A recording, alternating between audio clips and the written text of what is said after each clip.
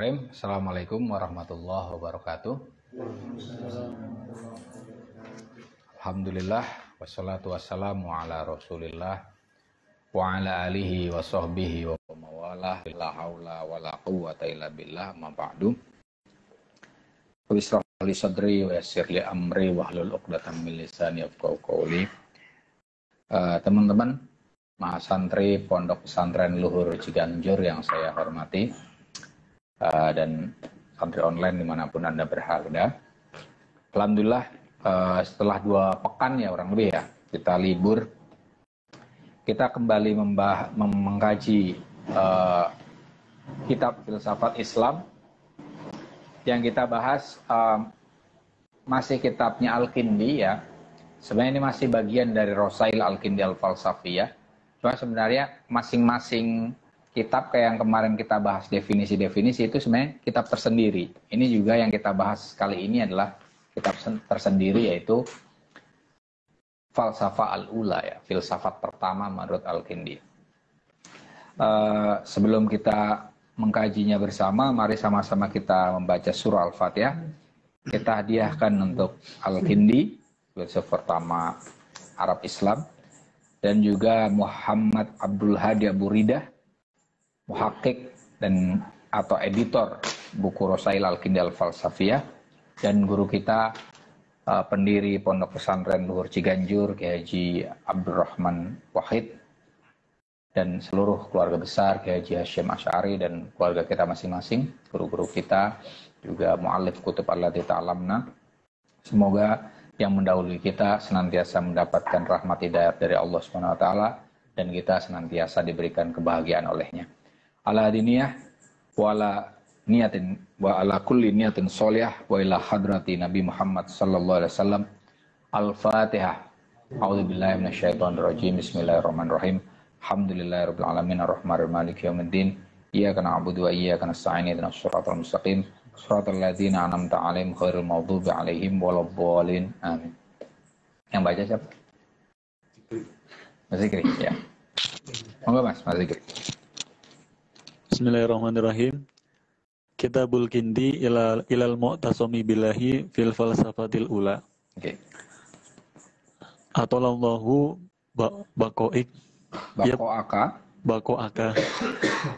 Ya benar duris sadati wa ur saadati alladzi man istamsaka bihadihim Wa uriya berarti. Wa uriya ya. Wa uriya saadati. Alladzi man istamsaka bihadihim apa ini? Sa'ada fi darid dunya wa daril abadi.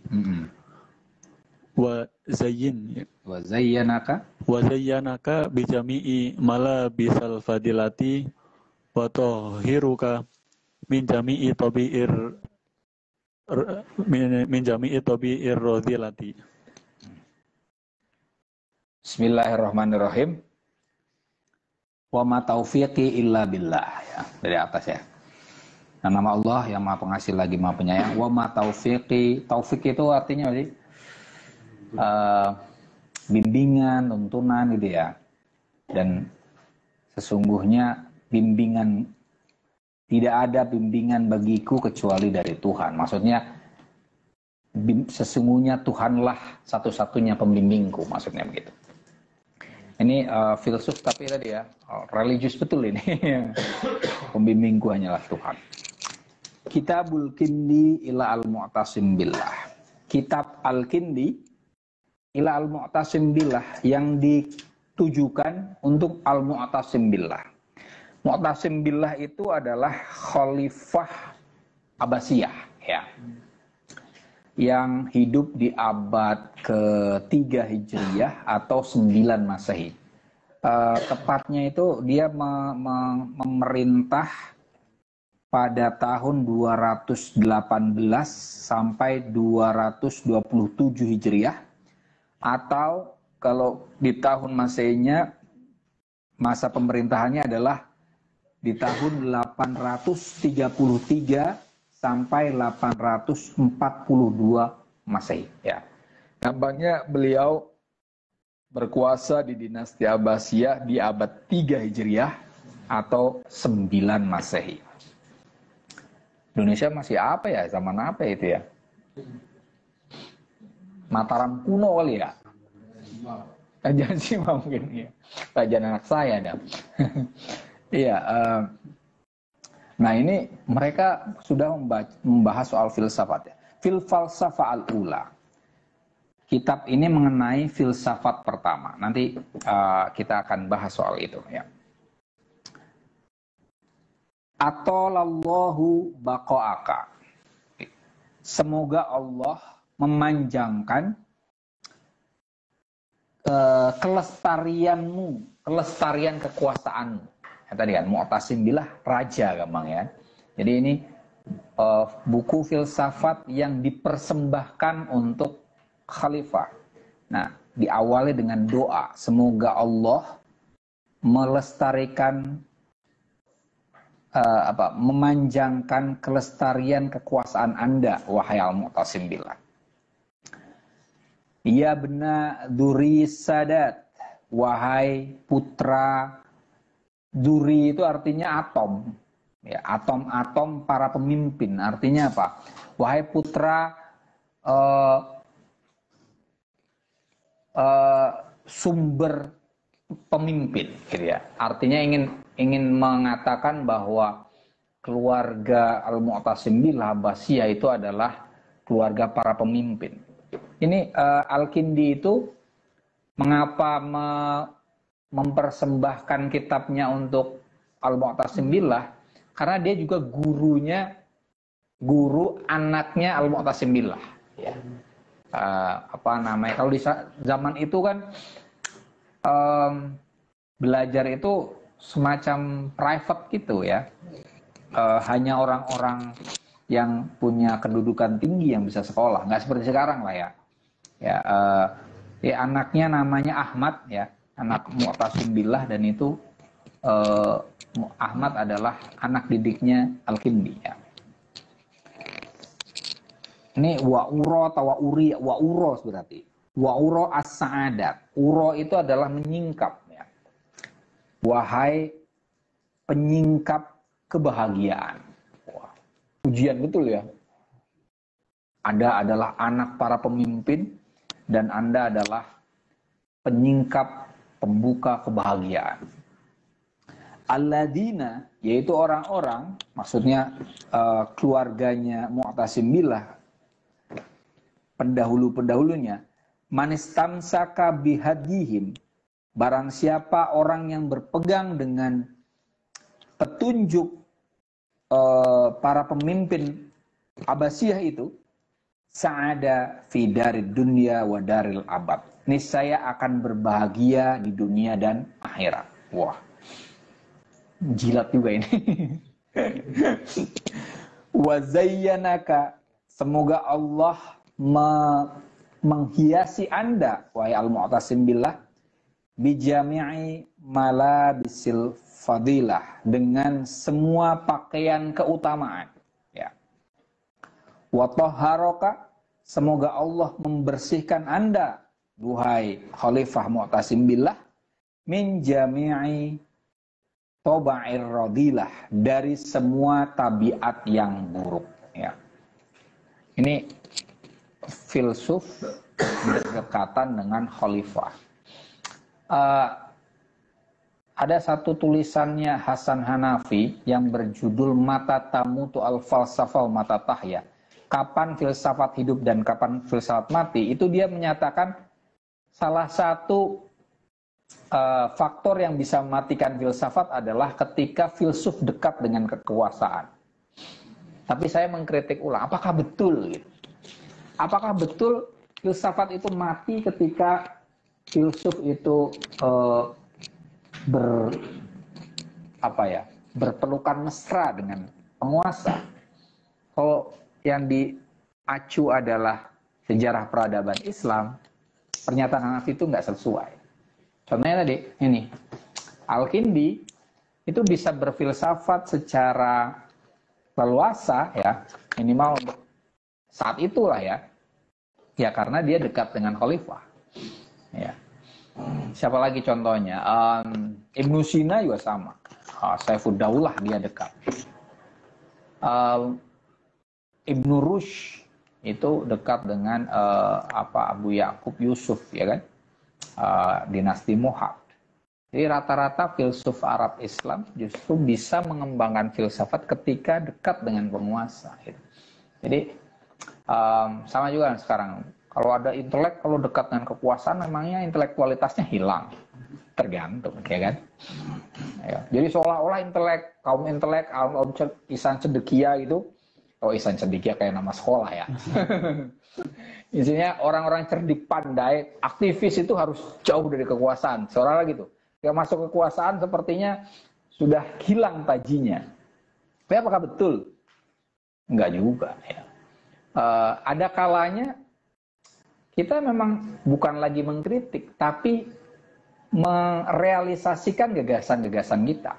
Jadi ketika pemikir, filsuf, intelek ya, kaum cerdik pandai masuk ke ranah kekuasaan, itu ya jangan langsung dicerca bahwa mereka menjadi cecunguknya penguasa ya.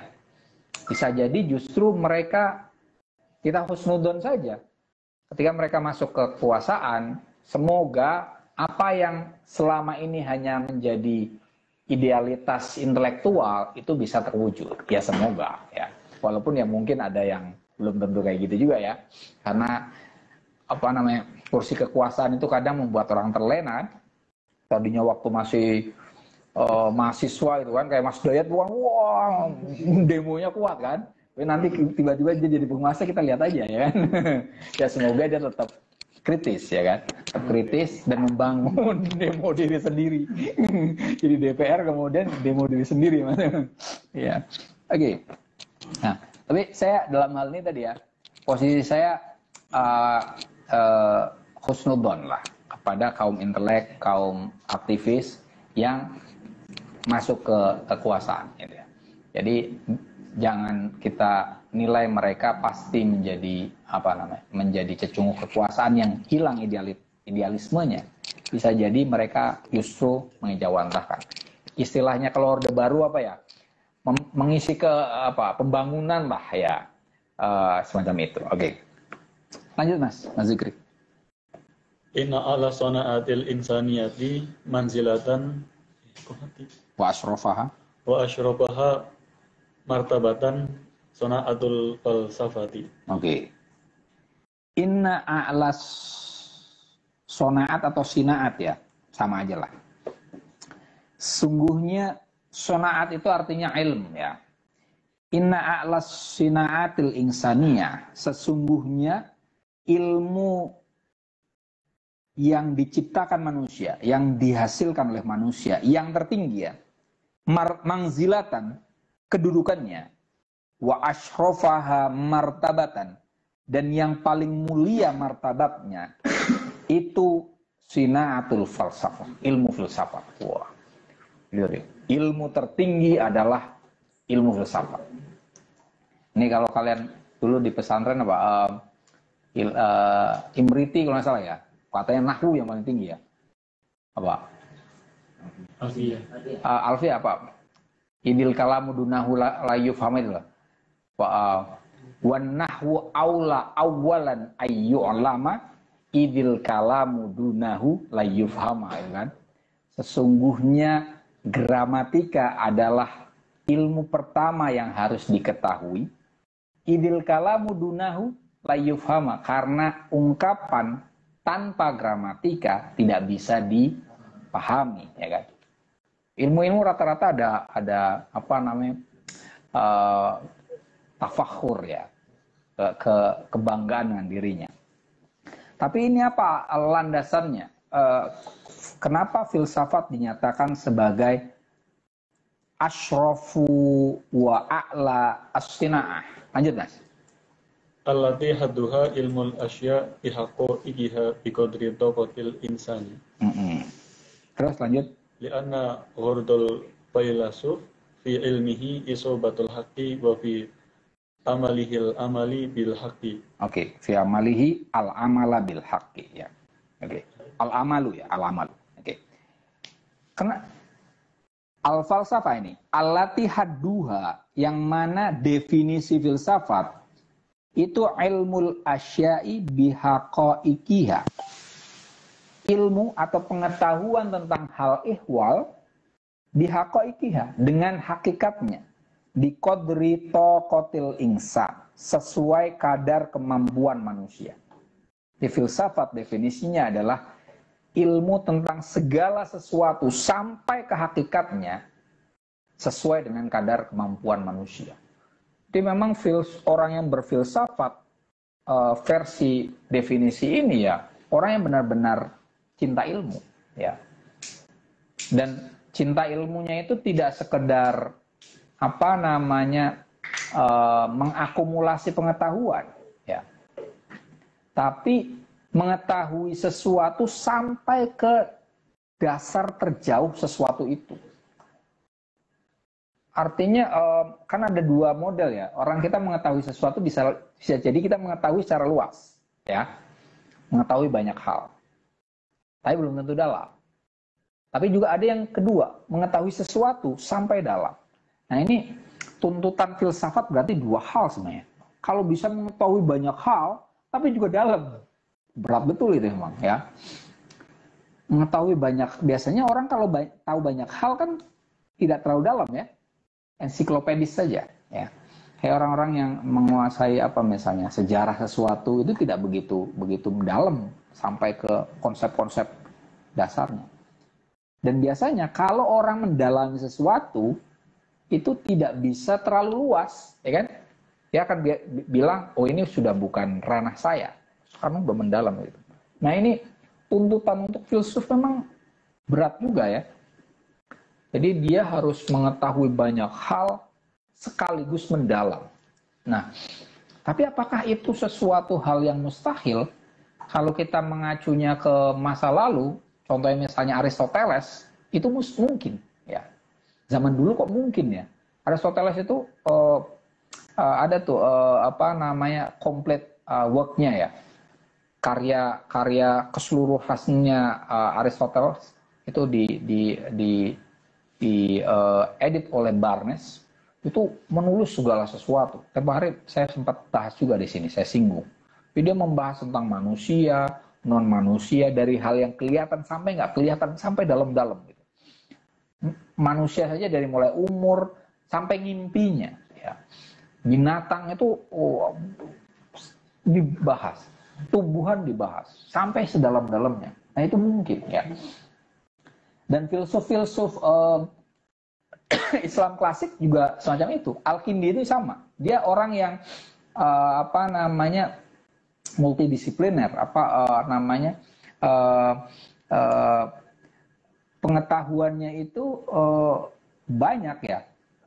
Dia pelajari musik, dia pelajari fisika, matematika, dan dalam semua ya. Rata-rata filsuf zaman itu memang semacam itu. Al-Farabi, seperti yang kita tempo hari bahas. Ibnu Sina itu dokter ya kan.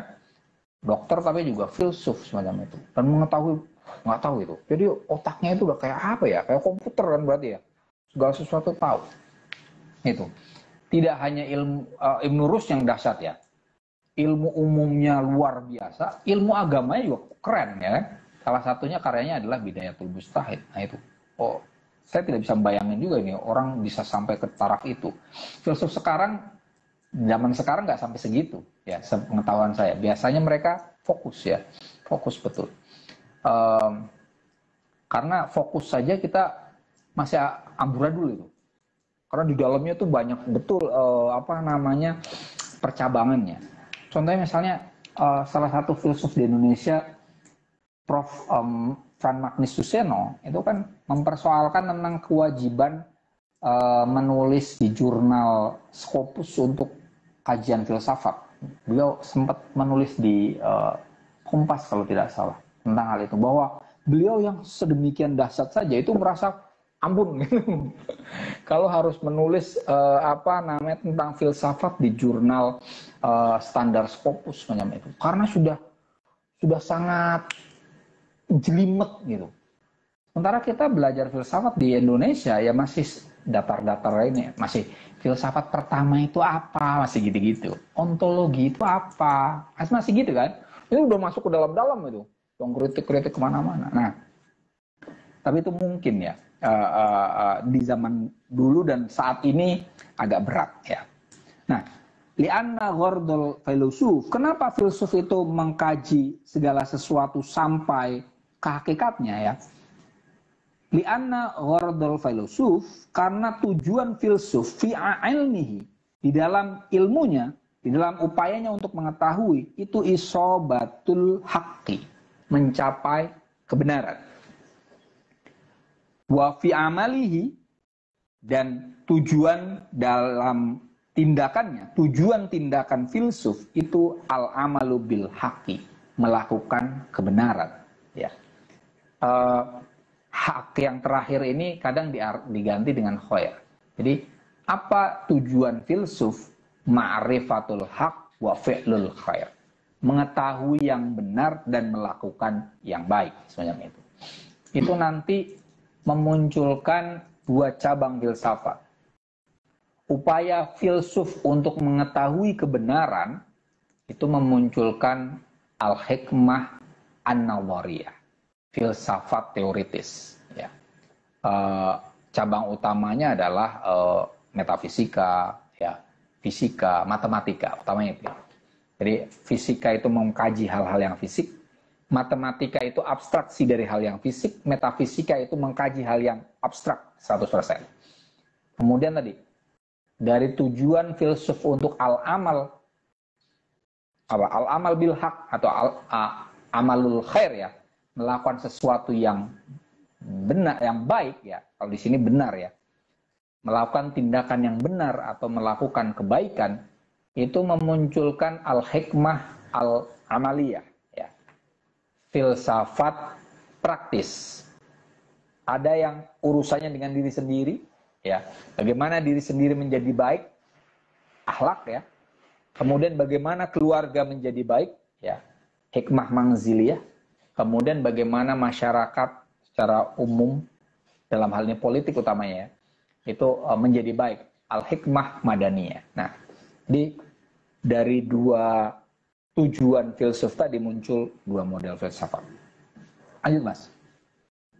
Lal fi'la sarmadan li'anna Lal fi'lu kelihatan nih. Lal fi'lu. Lal fi'lu sarmadan li'anna namsaka wa yatasarramul fi'la Fi'lu. wa yatasarramul fi'li Fi'lu. fi'lu. Ya. Idzan tahaina ilal haqqi. Oke. Ini pelanya laisa maksudnya. Lal fi'lu ay laisal fi'lu. Sarmadan. Sarmadan itu abadi ya. Tindakan filsuf mencari kebenaran tadi, mengetahui kebenaran dan melakukan kebaikan, itu laisa sarmadan, tidak terus-menerus tanpa henti. Nanti saya nggak begitu setuju sama ini. Menurut Al-Kindi, tindakan filsuf yang seperti tadi itu tidak terus-menerus. Li'anna, maksudnya li'annana maksudnya. Karena kita namsiku Mas, berpegangan, maksudnya menganut sesuatu. Karena kita, kata Al-Kindi, itu pada akhirnya harus memegang suatu hal yang kita anut. Ya. Wa yatasorromul fi'lu, tindakan berfilsafat itu yatasorrom, berhenti. Idan tahaina ilal haqqi, apabila kita berakhir mencapai ke kebenaran.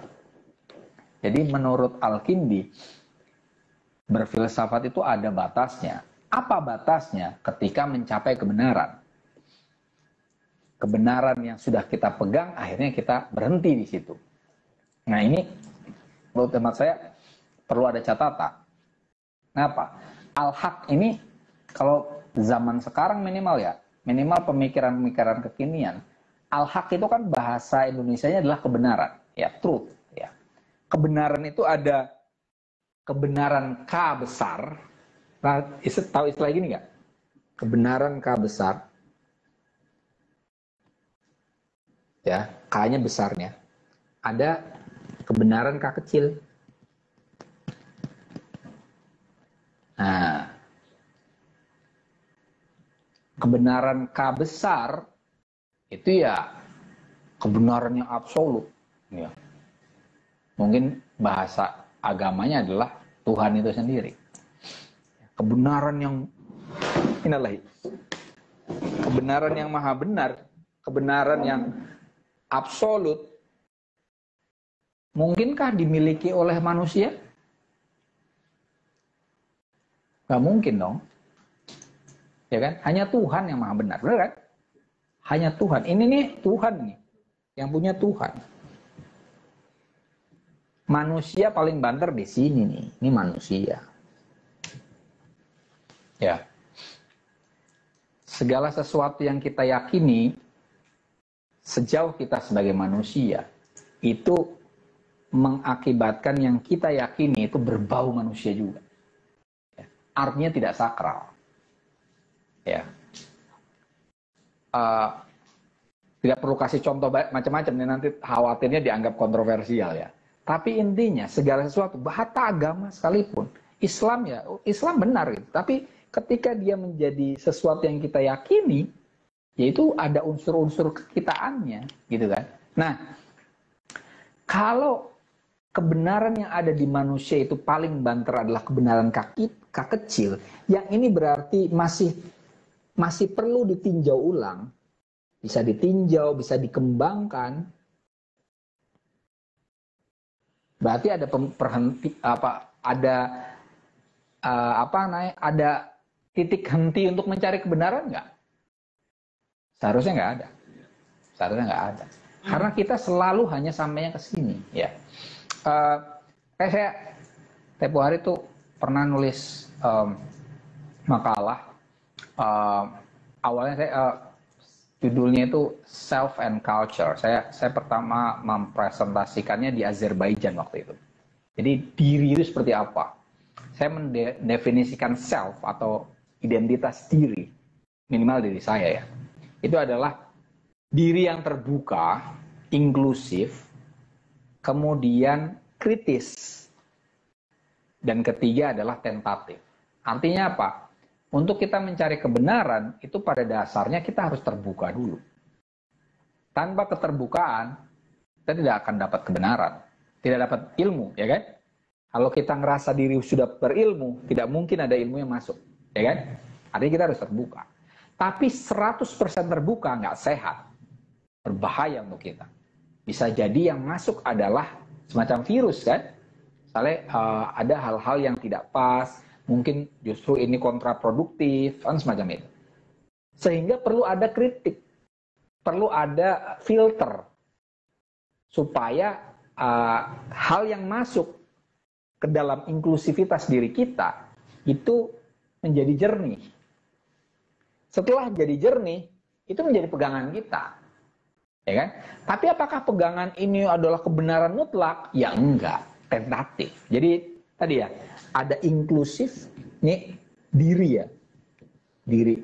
Pertama inklusif, kedua tentatif, kritis, ketiga tentatif. Dengan adanya tentatif ini, orang bisa kesini lagi, muter, ya.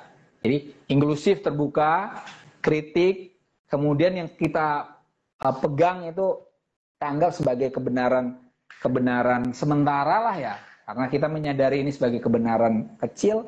Lantas kemudian kita terbuka lagi, terbuka untuk dikritik kan, terus kayak gitu. Nah ini ilmu pengetahuan akan berkembang sebenarnya, dan filsafat pun bagian dari itu. Maka seharusnya jangan katakan idan tahaina ilal haqi fayatasarrum al fi'al ya. Oke. Ini catatan saya untuk Al-Kindi lah. Lanjut Mas.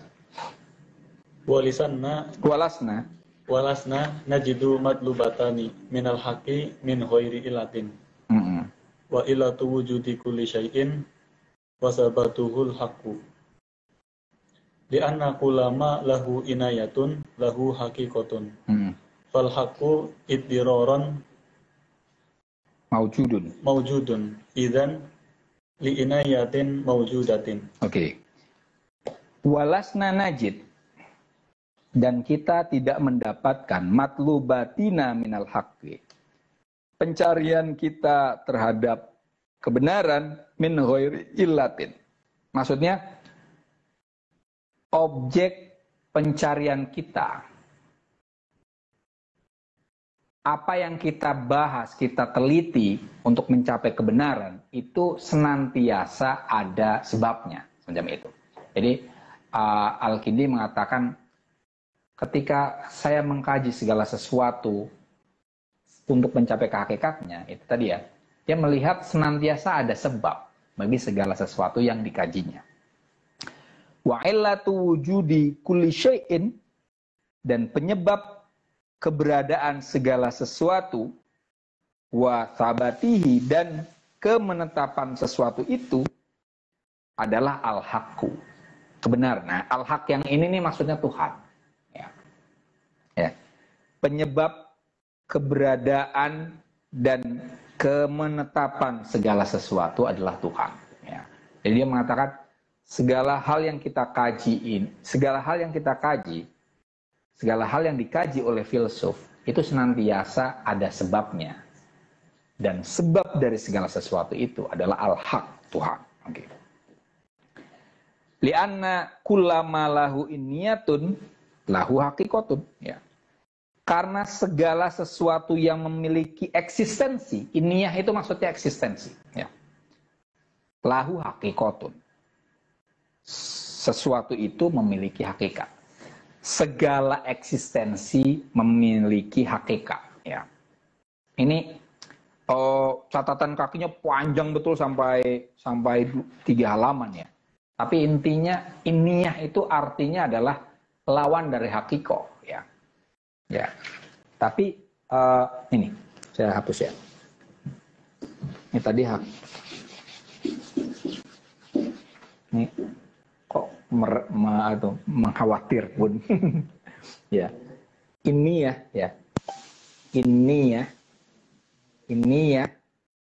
Itu tidak sama dengan hakiko. Ya.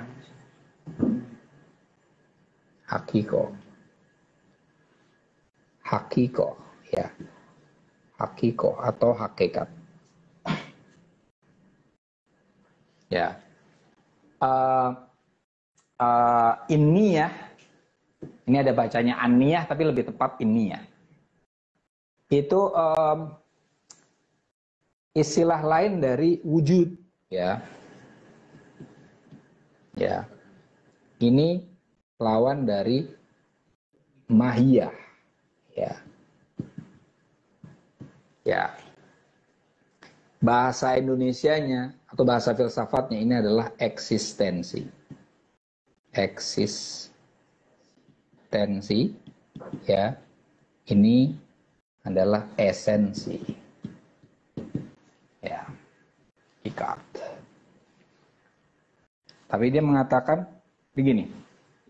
Kalau di filsafat ini nanti ada perdebatan apa yang lebih dulu, gitu ya, wujud dulu atau esensi dulu, gitu. Kalau filsuf eksistensialis mengatakan, ya, makasih Mas. Kalau filsuf eksistensialis mengatakan yang pertama adalah eksistensi dulu. Esensi itu hadir setelah eksistensi, ya. Maksudnya adalah begini, kita itu ada dulu, ya. Mas Bibul benar ya. Mas Bibul itu ada dulu, eksis dulu. Baru setelah itu Mas Bibul mau jadi apa, itu kebebasan Mas Bibul. Jadi esensi itu kita memasukkan esensi ke diri kita. Tapi pada awalnya kita ada dulu, ya. Di situ maka kalau di eksistensialis ada pernyataan kita itu condemned to be free, dikutuk untuk bebas, ya. Maksudnya tadi kita bebas untuk menghadirkan sifat tertentu pada diri kita, esensi tertentu pada diri kita. Nah, ini di sini pembahasannya adalah li'anna kullama lahu inniyatun lahu haqiqah. Setiap hal yang mempunyai eksistensi niscaya memiliki esensi. Ini Al-Kindi mengandaikan bukan bukan eksistensi hadir duluan dia. Dua hal ini saling mengandaikan ya. Bahwa eksistensi itu senantiasa memiliki esensi ya.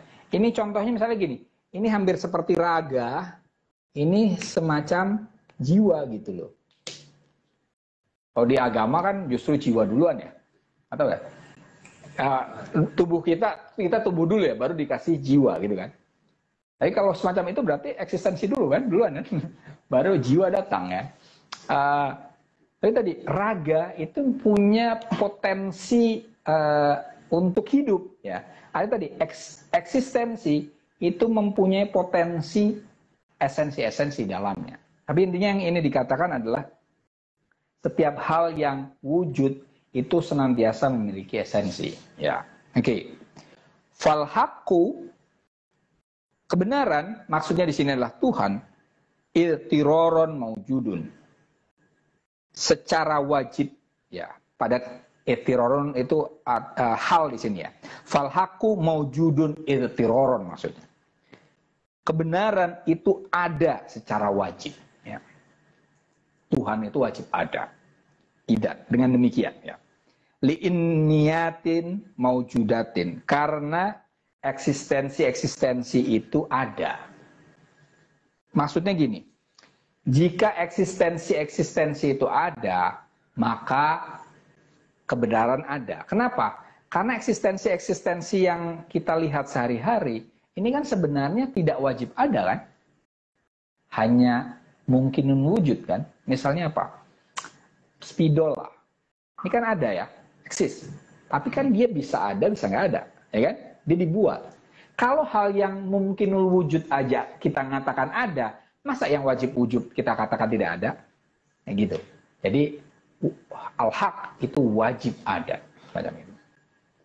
Ini teologis banget ini, falsafatul ulanya itu teologis banget. Lanjut Mas. Wa asyraful falsafati wa a'laha martabatan al-falsafatul ula. Lanjut. A'ni ilmul haqil ula alladhi huwa illatu kulli haqqin. Oke, tuh. Wa asyraful falsafati. Filsafat tadi kan ilmu yang paling mulia adalah filsafat, ya kan? Ini wa asyraful falsafah, dan filsafat yang paling mulia wa a'laha martabatan, dan yang martabatnya paling tinggi, filsafat yang martabatnya paling tinggi itu al-falsafatul ula, filsafat pertama.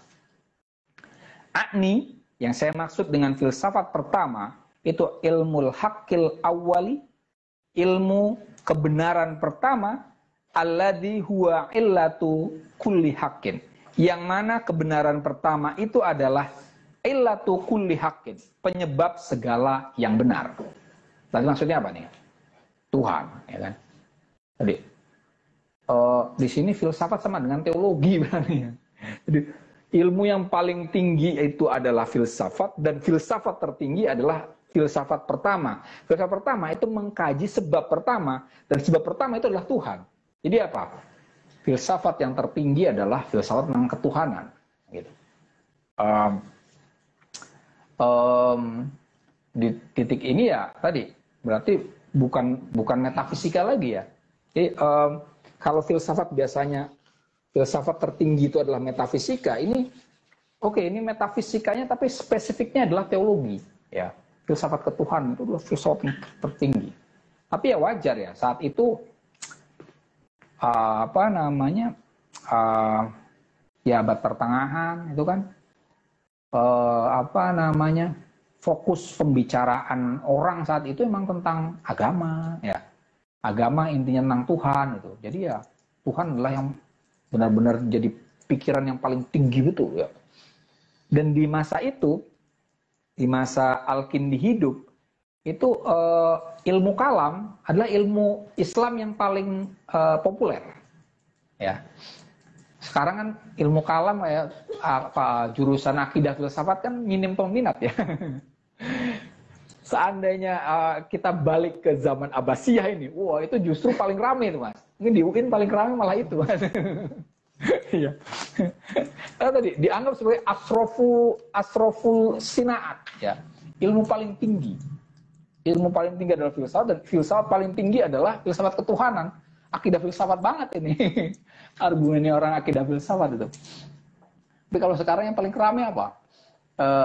Ekonomi ya, hukum, apalagi kedokteran ya. Jadi habis nyari duit, kemudian korupsi, habisnya sakit. Itu paling ramai itu di kampus ya kan. Ya kan. Mikir-mikir itu jarang gitu kan. Nah, komunikasi ini tinggal nyarin kan. Nyarin orang tadi kan, orang korupsi gitu kan. Orang sakit, orang nyari duit ya. Nah, tadi ya, di sini filsafat memang lebih identik dengan teologi ya. Kalau zaman sekarang ketika fokusnya sudah mulai berbeda, ya justru teologi tidak populer zaman dulu ya. Termasuk dalam hal ini ya teologi, filsafat jadi tidak populer ya. Nah kalau pengen populer ya banyak-banyak bahas Tuhan aja mas. Ya. Tuhan dibahas gitu kan, ngapain? Oke, lanjut mas. Walidzalika yajibu ayyakunal failasuf atamul asrof wal mar'ul muhit. Lanjut. Bihadal ilmi al asrof. Iya. Lanjut. Iya, lanjut. Li'anna ilmal illati asrofu min ilmil ma'lul. Li'anna innama na'lamu kulla wahidin minal ma'lumat ilman taman. Idza nahnu ahtana bi ilmi ahatna bi ilmi illatihi. Oke, cukup. Tadi ya. Walidzalika, oleh karena itu yajibu ayyakunal filosof atamul asyrafu, wajib bagi filsuf supaya menjadi filsuf yang sempurna dan mulia ya. Untuk menjadi filsuf yang sempurna itu huwa al-mar'u al-muhitu bihadal ilmil asyraf. Orang yang menguasai ilmu yang paling mulia ini, maksudnya filsafat pertama. Filsuf untuk menjadi filsuf yang paripurna itu wajib menguasai filsafat pertama yang notabene adalah teologi ya. Li'anna ilmal illati, karena ilmu tentang sebab itu asyrafu min ilmil ma'lul, lebih mulia daripada ilmu tentang akibat, ya kan? Li'annana maksudnya, karena kita innama sesungguhnya na'lamu kulla wahidin minal ma'lumat, mengetahui segala pengetahuan ilman taman secara sempurna, idza nahnu ahatna bi'ilmi illatihi, apabila kita menguasai pengetahuan tentang sebabnya.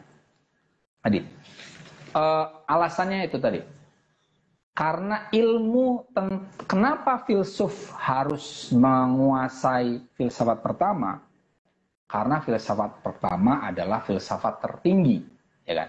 Kenapa filsafat pertama adalah filsafat tertinggi? Karena filsafat pertama mengkaji sebab pertama. Dan sebab pertama adalah sebab yang paling mulia. Maka kajian tentang sebab yang mulia itu adalah ilmu yang tertinggi. Nah, apa pula alasannya? Alasannya tadi, mengetahui sebab itu mengakibatkan kita mengetahui akibat. Ya kan? Pengetahuan tentang sebab ini dinyatakan di sini sebagai pengetahuan yang lebih mulia daripada pengetahuan tentang akibat. Sebab akibat kayak gini jadi kebayangan Sambu ya.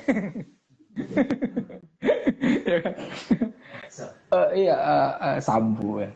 Itu apa namanya? Sekarang kita masih bertanya-tanya tentang motif kan ya. Apa sih orang kok bisa membunuh saya gitu ya? Nggak habis pikir tuh kan. Jadi kalau sekedar mengetahui akibat-akibatnya itu kita semua tahu. Ya. Tapi kalau sampai mengetahui apa motif di baliknya, itu tuh dahsyat dan ditunggu-tunggu, ya kan? Ditunggu-tunggu ya kan? Kok bisa? Coba bayangin. polisi tingkat tinggi, ya kan? Kemudian kok sampai harus membunuh, ya kan? Padahal dia tahu konsekuensinya. Kita perhatikan saja di Indonesia ini minimal. Kasus-kasus pembunuhan itu senantiasa ketahuan, kan? Walaupun pembunuhannya rapih, dilakukan di tempat jauh, sebenarnya itu. Nggak tahu nih, yang tempo hari Mas Dayat cerita bahwa di Jalan Madura itu sepi banget, kalau ngebunuh orang bisa hilang gitu. Tapi nggak walang tuh. Kalaupun ada orang yang ngebuang orang di situ, kemungkinan ketahuan, Mas. Siapa yang ngebunuh, ya kan? Karena mulai interconnecting, ya. Kita mulai nggak tahu lah. Menurut hemat saya, polisi itu udah sangat canggih untuk mengetahui siapa yang menghabisi nyawa seorang, ya kan? Kecuali mungkin ngebunuh kucing, mungkin kita nggak ketahuan, ya. Iya, tapi ngebunuh manusia itu kemungkinannya ketahuannya sangat tinggi. Nah ini seorang polisi kok kemudian sampai melakukan itu nggak habis pikir sebenarnya. Serapi-rapihnya orang ngebunuh itu di Indonesia ini bisa ketahuan, ya. Dan itu kok melakukan. Makanya motif apa yang mendorong orang sampai ngebunuh itu menjadi suatu big question remark, ya. Pertanyaan besar yang Indonesia saat ini belum bisa jawab itu, ya. Bisa apa motif dasarnya nggak tahu itu. Nah tadi ini sebagai salah satu bukti bahwa pengetahuan tentang sebab itu lebih sulit, kalau di sini bahasanya lebih mulia daripada pengetahuan tentang akibat. Artinya kalau kita mempelajari ilmu-ilmu yang praktis itu orang zaman dulu itu ilmu cemen itu, gitu. Ya, misalnya bahas apa ini? Cara menjilid buku itu. Apa itu ilmu apa? Jadi mungkin zaman dulu gitu. Ilmu yang harus yang tadi membahas sesuatu yang asrof gitu kan. Misalnya ilmu cara mengelola apa Mas? Cara mengelola kelinci gitu kan. Itu gue asrof gitu. Ya kan? Tapi kalau zaman sekarang kecenderungannya malah dibalik, ya. Dibalik kan? Artinya begini. Adakah ilmu yang paling tinggi di dunia ini? Sepertinya nggak ada deh, ya. Karena senantiasa kita butuh tentang ilmu itu, ya kan? Apa saja? Dan tidak bisa mengatakan bahwa misalnya apa? Karena sekarang orang banyak yang gila duit, kemudian ekonomi tertinggi, kan? Belum juga, ya. Karena faktor ekonomi itu bergantung pada politik, ya kan? Apakah dengan demikian kita katakan bahwa politik adalah ilmu tertinggi? Belum tentu juga. Politik ada unsurnya sosial, ya kan? Ilmu sosial. Apakah dengan demikian ilmu sosial itu adalah ilmu tertinggi? Belum tentu juga. Masyarakat dibentuk oleh individu. Individu itu kadang ada faktor-faktor psikologisnya. Apakah dengan demikian psikologi paling tinggi? Belum tentu, kan gitu. Jadi ilmu itu interconnect. Tidak ada yang paling tinggi kalau sekarang, ya. Semacam itu. Sementara ini zaman itu ada hierarki sedemikian rupa. Cukuplah ya hari ini selanjutnya ini tentang ilah dan cara mengkaji tentang cara mengkaji, ya. Hari ini cukup. Kalau ada yang mau bertanya, mau ngerespon, monggo. Ini nggak apa-apa gitu. Ada Mas?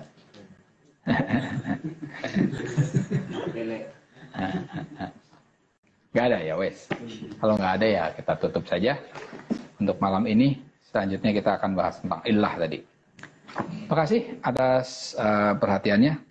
Wallahu muwaffiq ila aqwamit thoriq. Wassalamualaikum warahmatullahi wabarakatuh.